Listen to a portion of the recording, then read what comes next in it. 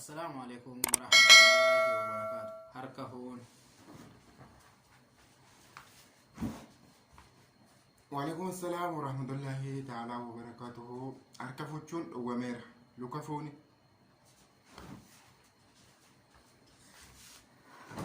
Hayyee jaalatamtootaa fi kabajamtoota keenya har'a waan xiqqoo ishee jechuudha. Waan xiqqoo ishee daqiiqaa sadiyyuun guutuu lama taatu jechuudha. Isin qabannee dhiyaannee jirra.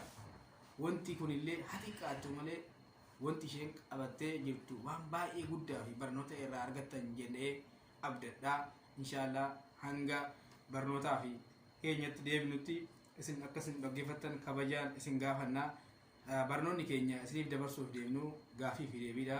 Gaafii ani isa gaafadhaa innillee gaafii naan deebisaa. Inshaallah hamma gaafiitti hin yaa boleessa akira koronaa maali? Dhukkuba dawaa hin qabneedha.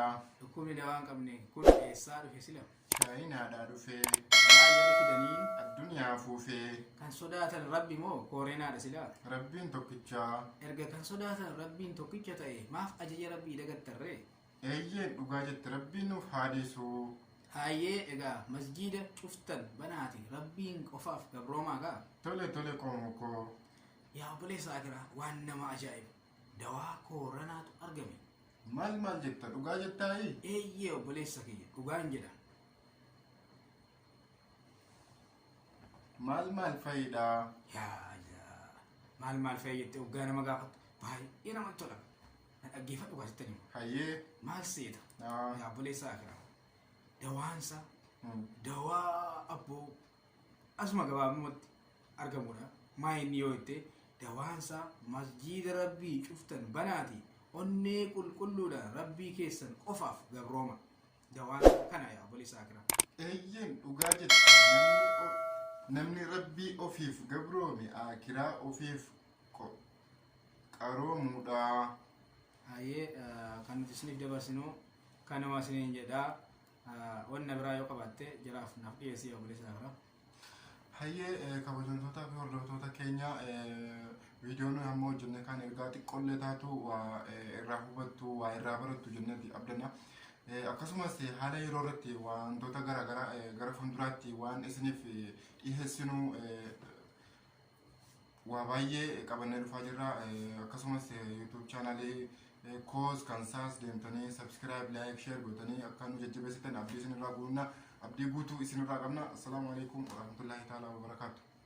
Hayyee egaa waan baay'ee namatti toludha. Maa inni yoo jettanii akkuma inni eegee Anwaar Tubee jedhee kiyyaanillee Anwaar Naasir jedhee dhugaa rabbii dubbachuu yoo ta'e kiyyallee maqaan Anwaarii kan saas Anwaar.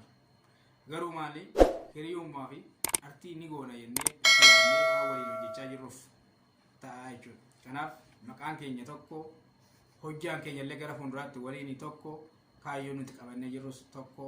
Kanaaf jennaan wanni nuti dabarsine kun xiqqaattu daqiiqaa lamallee haa taatu malee barnoota guddaa irraa argatte. Waa'een kun maayinni sa'aatii 24 ganamaa fi galgala addunyaan lafaaf gubbaan deemtee dawaa hin arganne. Dawaan maaf argachuu dhabde kan jedhuuf hanga yoonaa gaafiidha kun uummataaf. Garuu immoo maaliif gaafii ta'e yoo jenne uummanni hammam rabbiif gabroomaa jira moo hammam rabbiif gugguufaa jira isa jedhudha. Kun dallansuu gara rabbiitiin waan dhufeef dawaan addunyaarraa argamu waan diddeef karaan nu baasu karaa isaa qofa. Rabbiin nu haa gargaaru. Assalaamu alaikum.